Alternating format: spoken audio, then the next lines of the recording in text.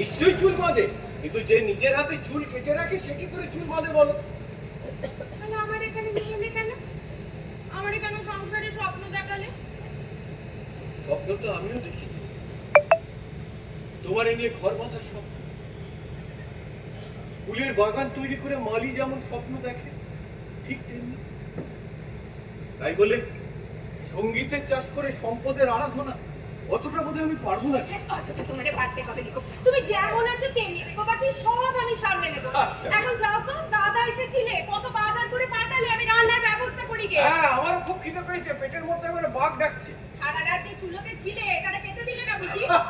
আরে কেন দেবে রে, অনেক কিছু খেতে দিয়েছে, কিন্তু মন্দিরে পূজারি কি মাছ মাংস মন্ডা মিঠাই খেতে খেতে পুজো করে? আমাদের যাত্রার আসর, সঙ্গীতের আসর হলো সেরকম মন্দির, আমরা হলাম তার পূজারি। কথা বাড়িয়ে কি লাভ? বলি রান্না করবো কি হাত পাঠিয়ে? সে কি ঘরে কাঠ নেই বুঝি? আমি তো নিবারণকে বলে দিয়েছিলাম। আর নিবারো, সেও তো তোমারই মতো নেশাবান করে কোন মনে বাজারে পড়ে আছে দেখো। এই কি বললে তুমি? আমি মাতাল, নেশাভাব করে এখানে ওখানে পড়ে থাকি। অবশ্য দুজনের নেশার বহর আলাদা। নিবারণ খায় হাড়িয়া পচাই দেশি মদ, হ্যাঁ। তুমি যাত্রা গান বাঁশি। যাকে, দুটো মুড়ি আছে খেয়ে নাও, হ্যাঁ। আমি ততক্ষণ চান করে আসি। ঠিক আছে। আর শোনো, তার মধ্যে কাঠ নিয়ে এসো, ঘরে যা আছে হবে না। হ্যাঁ হ্যাঁ, ঠিক আছে। ও হ্যাঁ, আরেকটা কথা তোমাকে কইবো কইবো করে বলা হচ্ছে না। হ্যাঁ বলো। এখানে আসার কদিনের মধ্যে কথাটা কিন্তু আমার কানে এসেছে। হ্যাঁ, তুমি নাকি এখানকার কোন অষ্টমী বৈরাগীকে আখড়া করার জন্য কয়েক বিঘা জমি দান করবে কথা দিয়েছো। ঠিক আছে, কে বললো তোমার এসব কথা? যেই বলুক, কথাটা কিন্তু আমার কানে এসেছে। শোনো, ওসব মতলব তোমার ছাড়তে হবে, নাহলে আমি কুরুক্ষেত্র করবো এই বলে দিলে।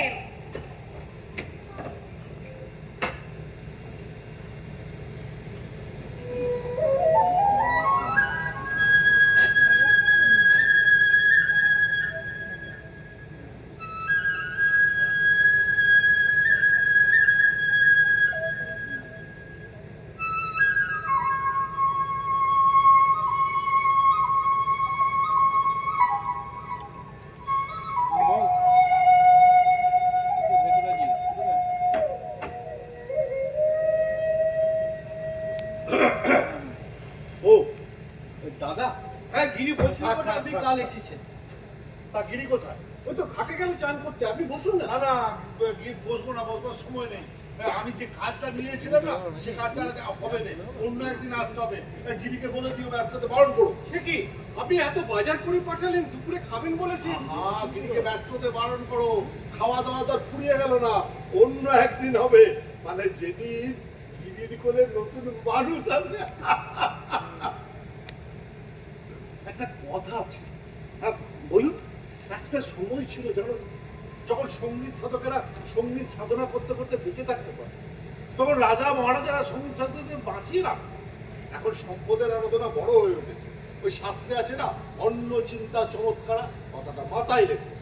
কিন্তু আমি তো সরস্বতী ঠাকুরের আরাধনা করি দাদা। এই যুগের মানুষেরা পেটের মধ্যে চোখ বসিয়ে নিয়েছে। এটা বানিয়া বৃত্তির যুগ, যাকে বলে ভুড়ি সর্বস্ব সংসার। সর্বদা পেটের চিন্তা করতে হয়, মানুষের মন বলে কিছু নেই। সেখানে সরস্বতীর আরাধনা হবে কি করে? চারিদিকে তুমি কি দেখছো? কত রকমের দোকান, মানুষ চেষ্টার জলটাও পর্যন্ত কিনে খেতে হয়। মানুষের মনগুলো পর্যন্ত দোকানদারের মতো হয়ে গেছে। ও, তার মানে আপনিও বলছেন যে এতদিন মধুর চেয়ে মাধুর চেয়ে দিকে তাদের বেশি আসক্তি ছিল, তার মধ্যে তোমাকে দেখেছি। আর পাঁচজন মানুষ যখন ধান চাষ করে, ফুলের বাগান বানায়, লাভ ক্ষতির হিসেব নিকেশ করে, তখন তুমি বাঁশি বাজাও।